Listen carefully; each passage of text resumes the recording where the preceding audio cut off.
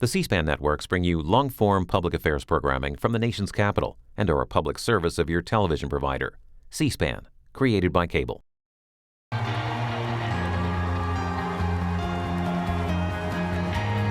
Ladies and gentlemen, please welcome the 44th President of the United States of America, Barack Obama.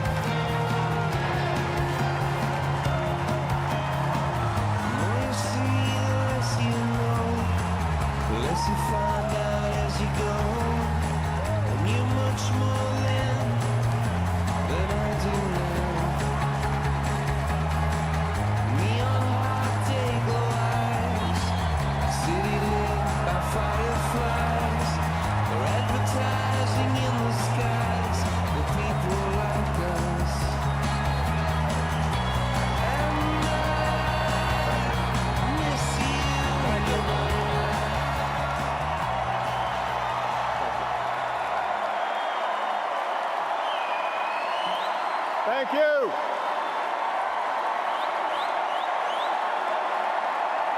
Thank you. Thank you. Thank you. Thank you so much. Thank you, everybody. Thank you. Thank you. Thank you so much, everybody. Thank you. Thank you. Thank you, everybody.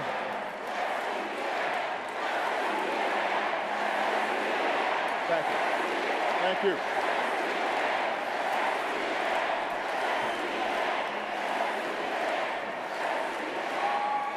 Thank you so much, everybody.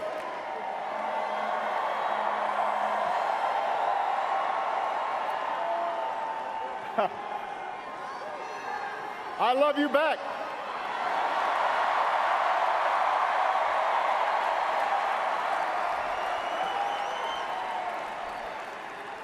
Hello, America. Hello, Democrats.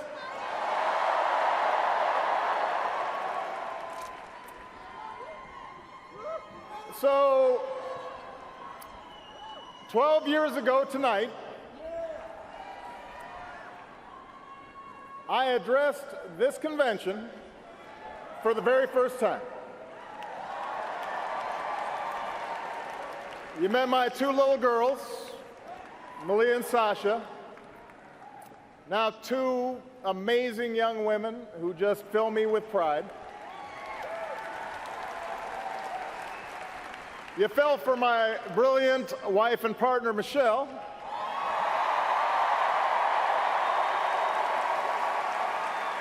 who has made me a better father and a better man, who's gone on to inspire our nation as First Lady, and who somehow hasn't aged a day.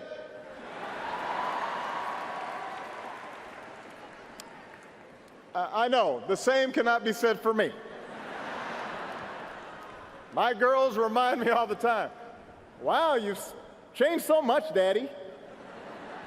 And then they try to clean it up. Not bad, just more mature. And it's true. I was so young that first time in Boston. And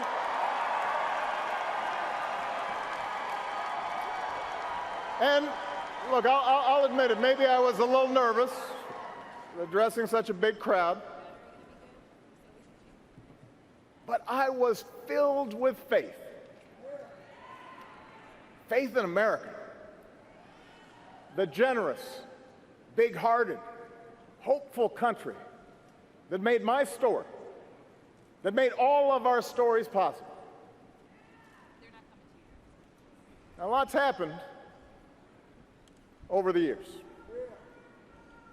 And while this nation has been tested by war, and it's been tested by recession, and all manner of challenges, I stand before you again tonight, after almost 2 terms as your president, to tell you I am more optimistic about the future of America than ever before.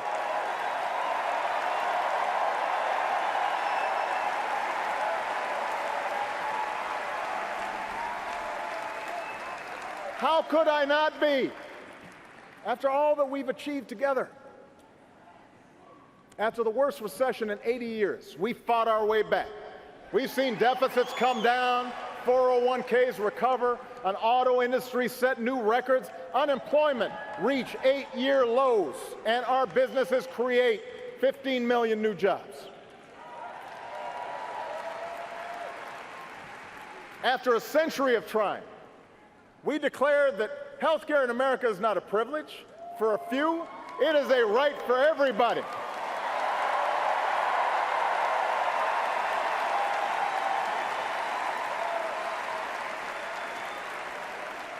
After decades of talk, we finally began to wean ourselves off foreign oil. We doubled our production of clean energy. We brought more of our troops home to their families. And we delivered justice to Osama bin Laden.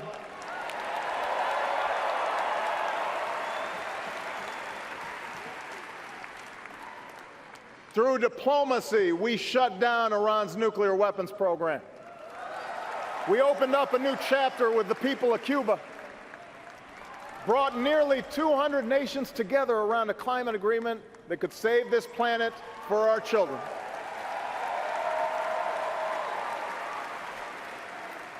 We put policies in place to help students with loans, protect consumers from fraud, cut veterans' homelessness almost in half.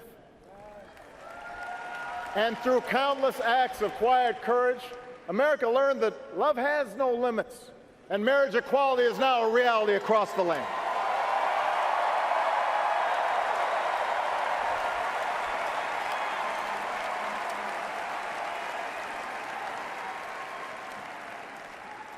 By so many measures, our country is stronger and more prosperous than it was when we started.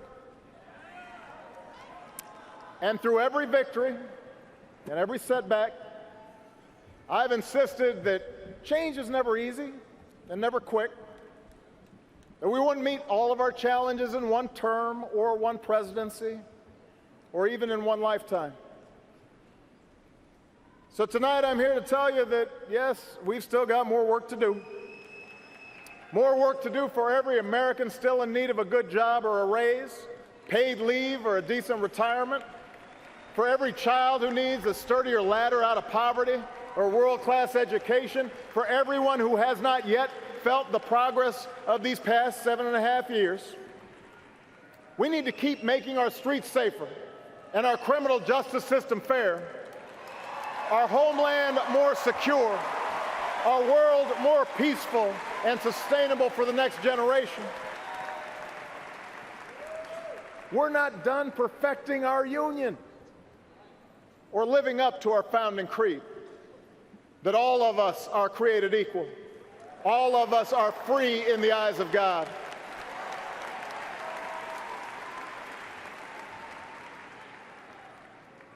And that work involves a big choice this November. I think it's fair to say this is not your typical election. It's not just a choice between parties or policies, the usual debates between left and right. This is a more fundamental choice about who we are as a people and whether we stay true to this great American experiment in self-government. Look, we Democrats have always had plenty of differences with the Republican Party, and there's nothing wrong with that. It's precisely this contest of ideas that pushes our country forward.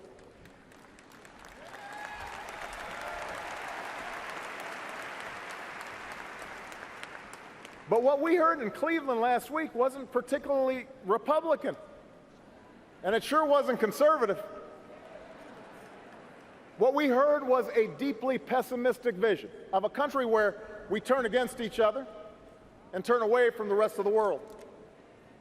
There were no serious solutions to pressing problems, just the fanning of resentment and blame and anger and hate. And that is not the America I know. The America I know is full of courage and optimism and ingenuity. The America I know is decent and generous. Sure, we have real anxieties about paying the bills and protecting our kids, caring for a sick parent. We get frustrated with political gridlock and worry about racial divisions. We are shocked and saddened by the madness of Orlando or Nice. There are pockets of America that never recovered from factory closures. Men who took pride in hard work and providing for their families who now feel forgotten. Parents who wonder whether their kids will have the same opportunities that we had. All of that is real. We are challenged to do better, to be better. But as I've traveled this country, through all 50 states, as I've rejoiced with you and mourned with you, what I have also seen more than anything is what is right with America. I see people working hard and starting businesses. I see people teaching kids and serving our country. I see engineers inventing stuff, doctors coming up with new cures. I see a younger generation full of energy and new ideas, not constrained by what is, ready to seize what ought to be.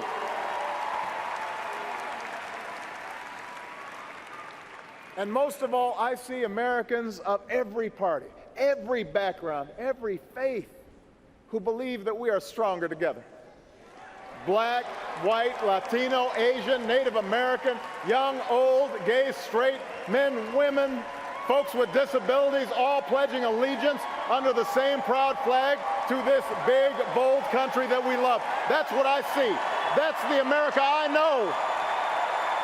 And there is only one candidate in this race who believes in that future, has devoted her life to that future, a mother and a grandmother who would do anything to help our children thrive.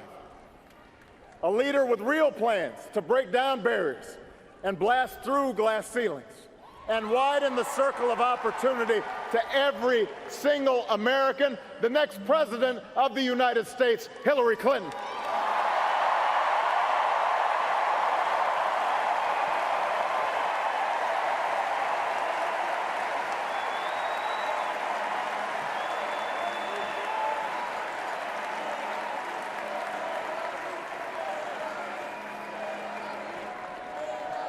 Now, 8 years ago,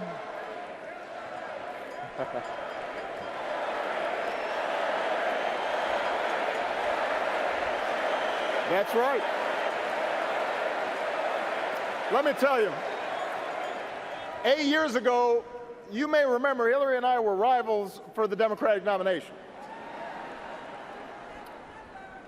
We battled for a year and a half. Let me tell you, it was tough, because Hillary was tough. I was worn out. She was doing everything I was doing, but just like Ginger Rogers, it was backwards in heels.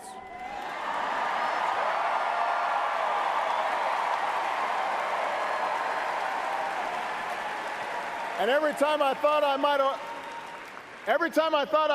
have the race won, Hillary just came back stronger. But after it was all over, I asked Hillary to join my team. And she was a little surprised. Some of my staff was surprised. But ultimately, she said yes, because she knew that what was at stake was bigger than either of us. And for 4 years, I had a front row seat to her intelligence, her judgment, and her discipline. I came to realize that her unbelievable work ethic wasn't for praise, it wasn't for attention, that she was in this for everyone who needs a champion. I understood that after all these years, she has never forgotten just who she's fighting for. Hillary's still got the tenacity that she had as a young woman, working at the Children's Defense Fund, going door to door to ultimately make sure kids with disabilities could get a quality education.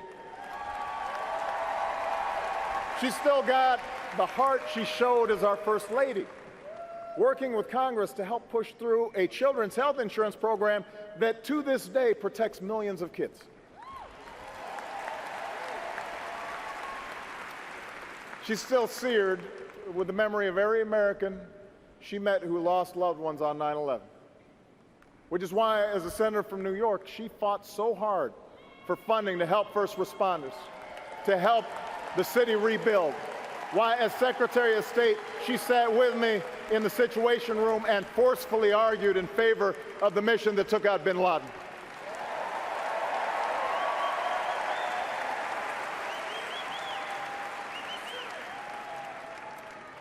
You know, nothing truly prepares you for the demands of the Oval Office. You can read about it, you can study it, but until you've sat at that desk, you don't know what it's like to manage a global crisis or send young people to war. But Hillary's been in the room. She's been part of those decisions. She knows what's at stake in the decisions our government makes. What's at stake for the working family, for the senior citizen, or the small business owner, for the soldier, for the veteran. And even in the midst of crisis, she listens to people and she keeps her cool and she treats everybody with respect. And no matter how daunting the odds, no matter how much people try to knock her down, she never, ever quits.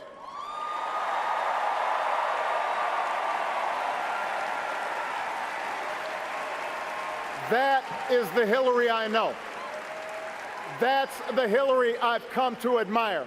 And that's why I can say with confidence, there has never been a man or a woman, not me, not Bill, nobody, more qualified than Hillary Clinton to serve as President of the United States of America.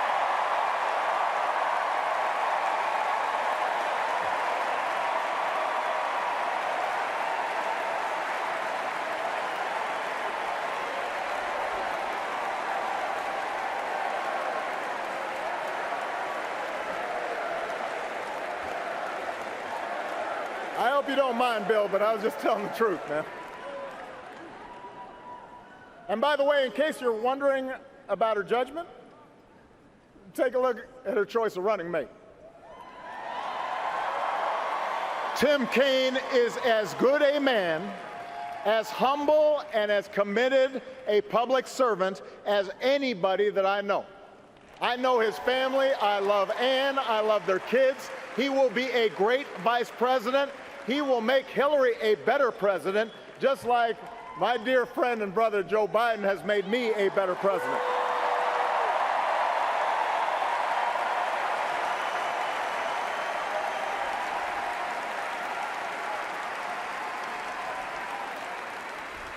Now, Hillary has real plans to address the concerns she's heard from you on the campaign trail. She's got specific ideas to invest in new jobs, to help workers share in their company's profits, to help put kids in preschool and put students through college without taking on a ton of debt. That's what leaders do. And then there's Donald Trump. Don't boo, vote.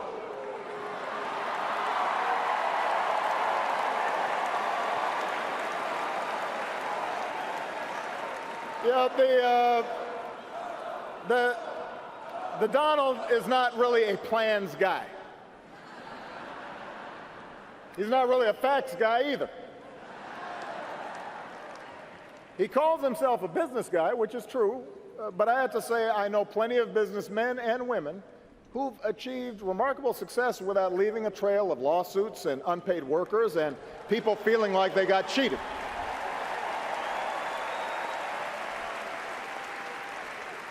Does anyone really believe that a guy who spent his 70 years on this earth showing no regard for working people is suddenly going to be your champion, your voice? If so, you should vote for him. But if you're someone who's truly concerned about paying your bills, if you're really concerned about pocketbook issues and seeing the economy grow and creating more opportunity for everybody, then the choice isn't even close. If you want someone with a lifelong track record of fighting for higher wages and better benefits and a fairer tax code and a bigger voice for workers and stronger regulations on Wall Street, then you should vote for Hillary Clinton.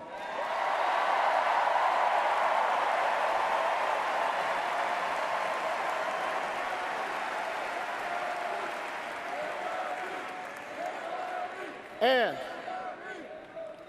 if you're rightly concerned about who's going to keep you and your family safe in a dangerous world, well, the choice is even clearer. Hillary Clinton is respected around the world, not just by leaders, but by the people they serve. I have to say this. People outside of the United States do not understand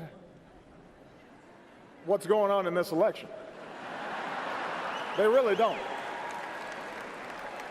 Because they know Hillary, they've seen her work.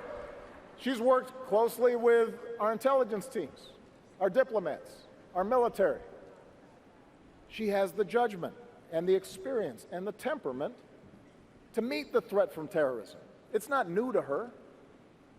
Our troops have pounded ISIL without mercy, taking out their leaders, taking back territory.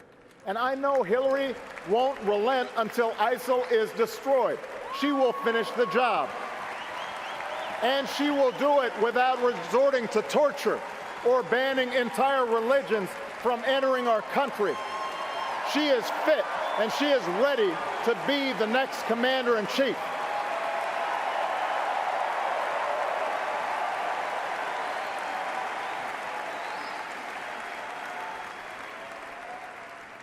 Meanwhile, Donald Trump calls our military a disaster. Apparently, he doesn't know the men and women who make up the strongest fighting force the world has ever known.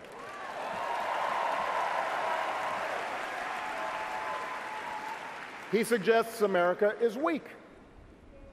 He must not hear the billions of men and women and children from the Baltics to Burma who still look to America to be the light of freedom and dignity and human rights.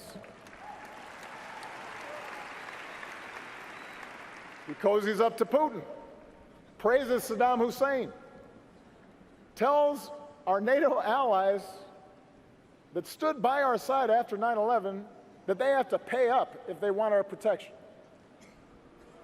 Well, America's promises do not come with a price tag.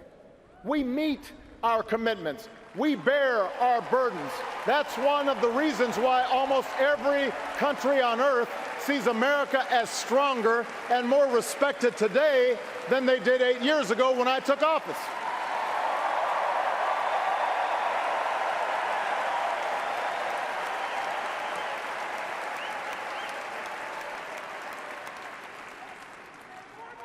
America is already great. America is already strong. And I promise you, our strength, our greatness, does not depend on Donald Trump.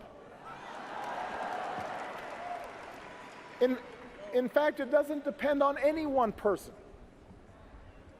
And that, in the end, may be the biggest difference in this election. The meaning of our democracy. Ronald Reagan called America a shining city on a hill. Donald Trump calls it a divided crime scene that only he can fix. It doesn't matter to him that illegal immigration and the crime rate are as low as they've been in decades, because he's not actually offering any real solutions to those issues. He's just offering slogans, and he's offering fear.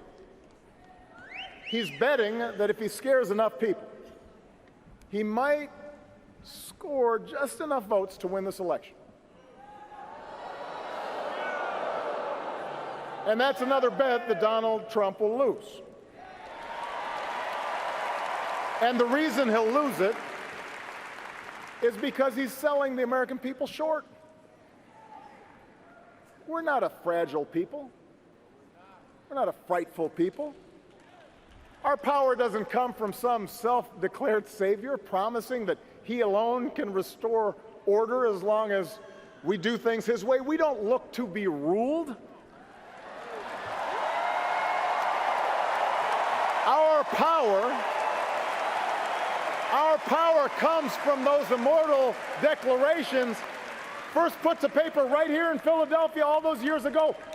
We hold these truths to be self-evident, that all men are created equal, that we, the people, can form a more perfect union. That's who we are. That's our birthright, the capacity to shape our own destiny.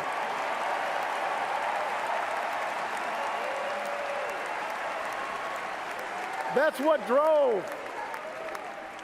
drove patriots to choose revolution over tyranny, and our GIs to liberate a continent.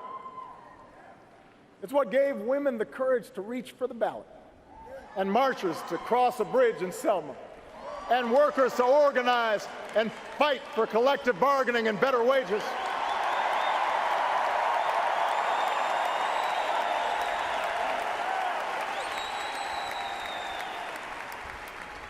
America's never been about what one person says he'll do for us. It's about what can be achieved by us, together, through the hard and slow and sometimes frustrating, but ultimately enduring work of self-government. And that's what Hillary Clinton understands. She knows that this is a big, diverse country. She has seen it. She's traveled. She's talked to folks. And she understands that most issues are rarely black and white. She understands that even when you're 100% right, getting things done requires compromise. That democracy doesn't work if we constantly demonize each other. She knows that for progress to happen, we have to listen to each other and see ourselves in each other and fight for our principles, but also fight to find common ground, no matter how elusive that may sometimes seem. Hillary knows we can work through racial divides in this country when we realize the worry black parents feel when their son leaves the house isn't so different than what a brave cop's family feels when he puts on the blue and goes to work. That we can honor police and treat every community fairly. We can do that.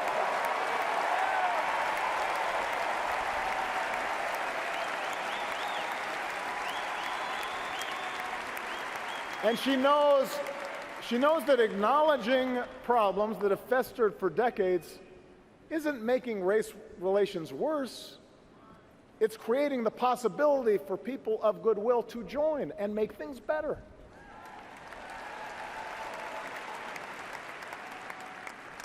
Hillary knows we can insist on a lawful and orderly immigration system while still seeing striving students and their toiling parents as loving families, not criminals or rapists. Families that came here for the same reason our forebears came, to work and to study and to make a better life in a place where we can talk and worship and love as we please. She knows their dream is quintessentially American. And the American dream is something no wall will ever contain.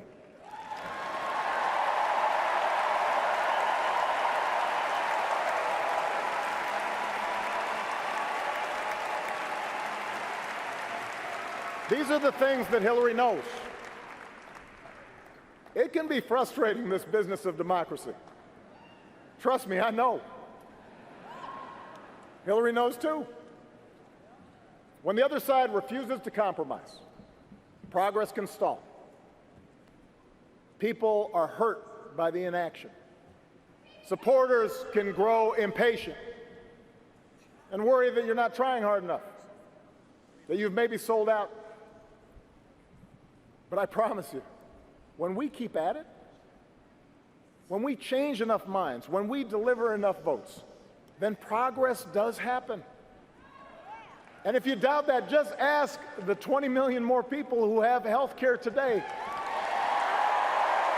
Just ask the Marine who proudly serves his country without hiding the husband that he loves.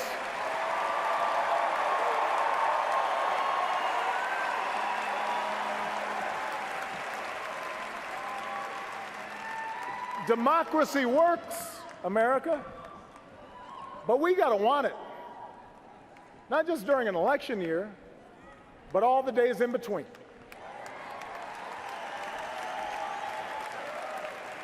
So if you agree that there's too much inequality in our economy and too much money in our politics, we all need to be as vocal and as organized and as persistent as Bernie Sanders supporters have been during this election.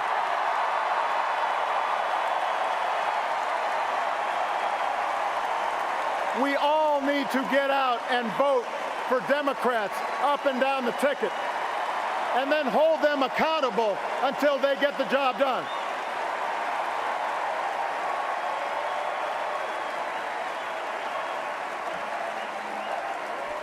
That's right, feel the burn.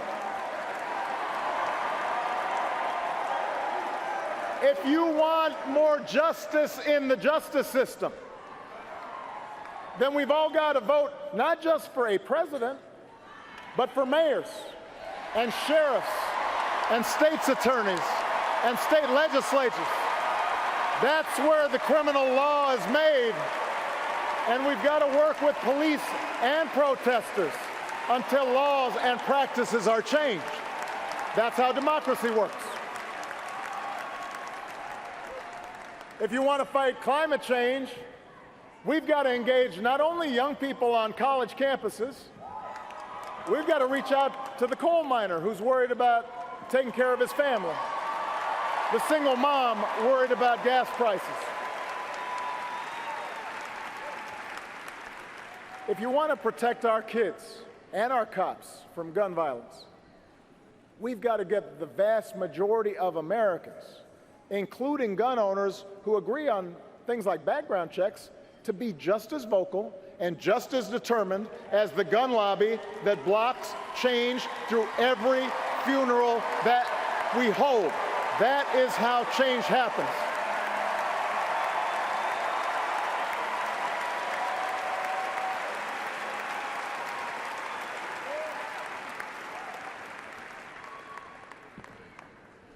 Look, Hillary's got her share of critics. She has been caricatured by the right and by some on the left. She has been accused of everything you can imagine and some things that you cannot. But she knows that's what happens when you're under a microscope for 40 years.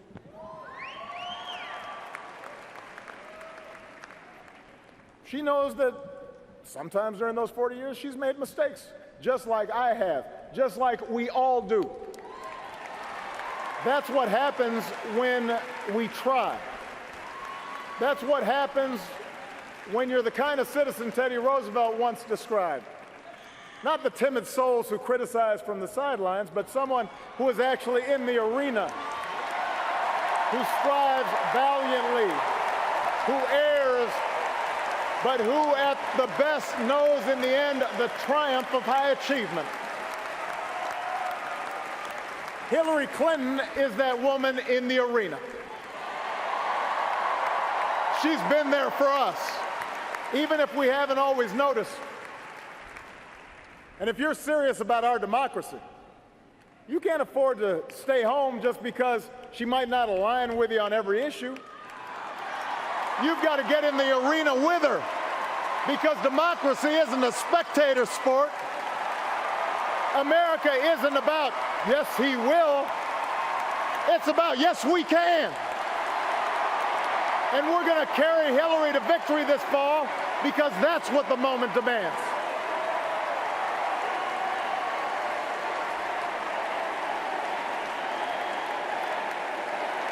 Yes, we can. Not yes, she can, not yes, I can. Yes, we can.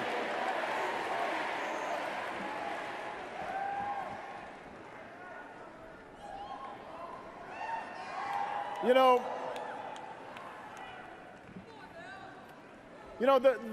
there's been a lot of talk in this campaign about what America has lost. People who tell us that our way of life is being undermined by pernicious changes and dark forces beyond our control. They tell voters there's a real America out there that must be restored. This isn't an idea, by the way, that started with Donald Trump.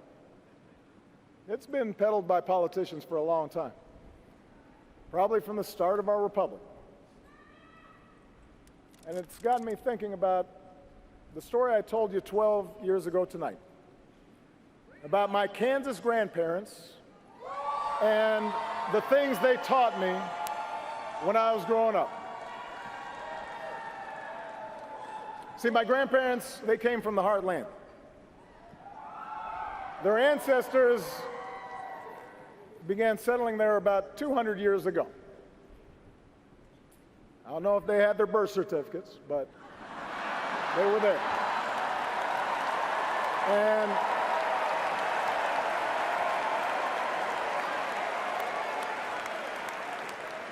they were Scotch-Irish mostly.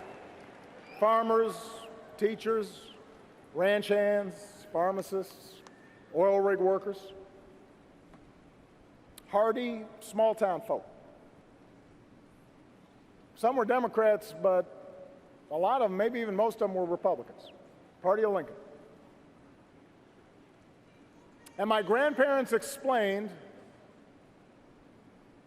that folks in these parts, they didn't like show-offs. They didn't admire braggarts or bullies. They didn't respect mean-spiritedness or folks who were always looking for shortcuts in life.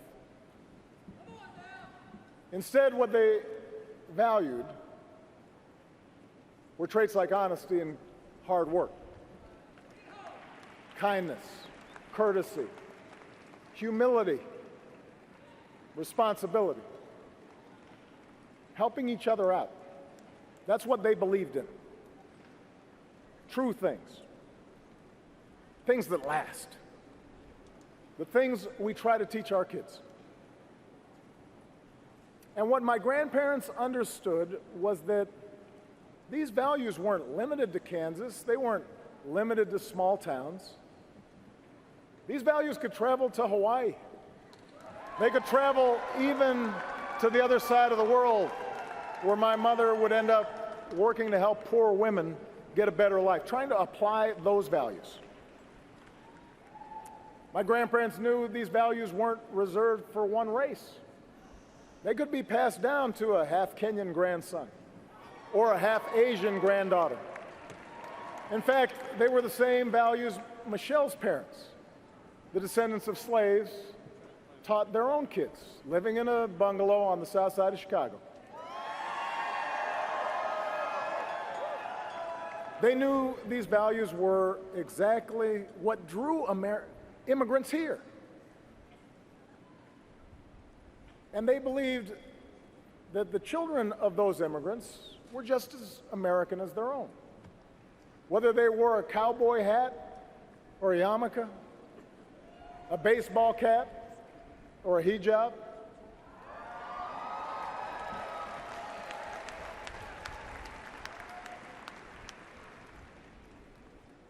America has changed over the years.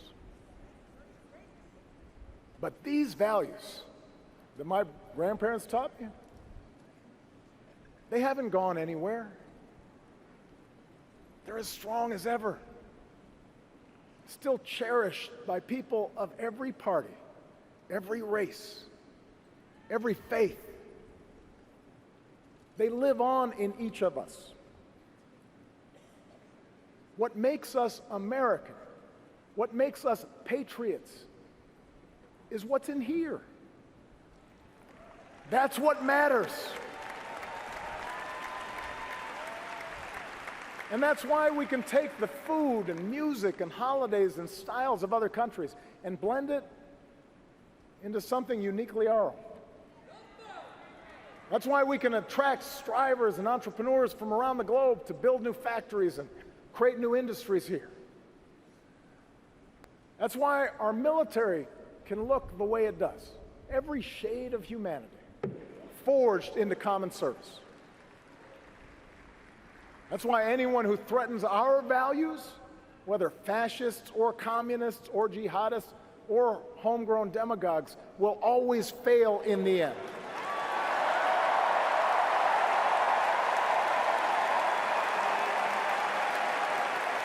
That is America. That is America. Those bonds of affection, that common creed. We don't fear the future, we shape it. We embrace it as one people, stronger together than we are on our own. That's what Hillary Clinton understands. This fighter, this stateswoman, this mother and grandmother, this public servant, this patriot, that's the America she's fighting for.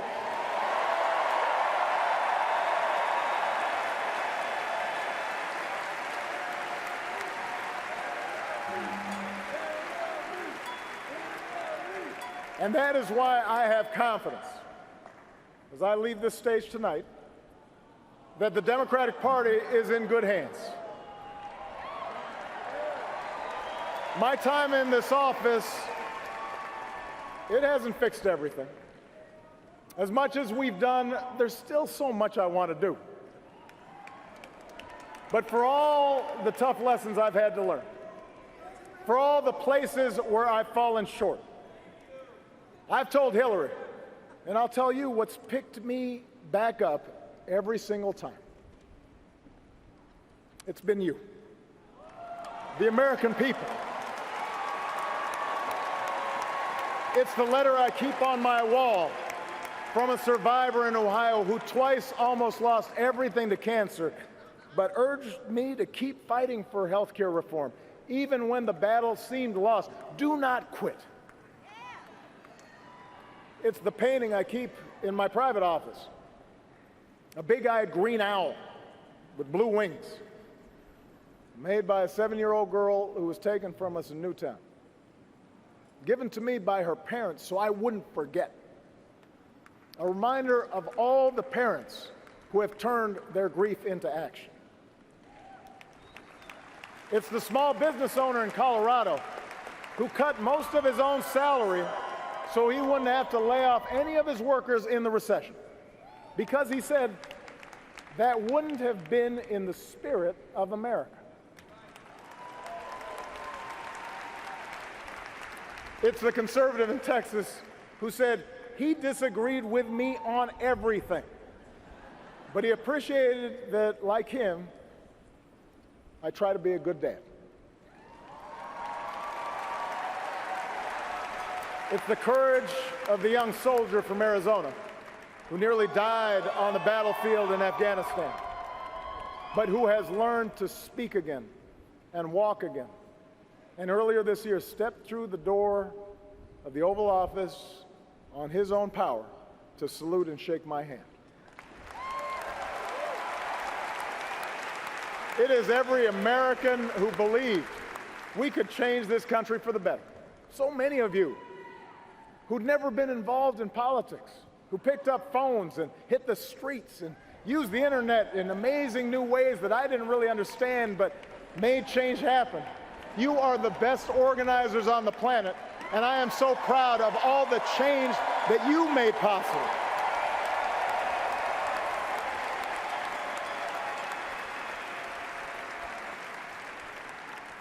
Time and again, you've picked me up. And I hope sometimes I picked you up too. And tonight, I ask you to do for Hillary Clinton what you did for me. I ask you to carry her the same way you carried me, because you're who I was talking about 12 years ago when I talked about hope. It's been you who fueled my dogged faith in our future, even when the odds were great, even when the road is long. Hope in the face of difficulty, hope in the face of uncertainty, the audacity of hope. America, you've vindicated that hope these past 8 years. And now I'm ready to pass the baton and do my part as a private citizen. So this year, in this election, I'm asking you to join me to reject cynicism and reject fear, and to summon what is best in us to elect Hillary Clinton as the next president of the United States and show the world we still believe in the promise of this great nation. Thank you for this incredible journey. Let's keep it going. God bless you. God bless the United States of America.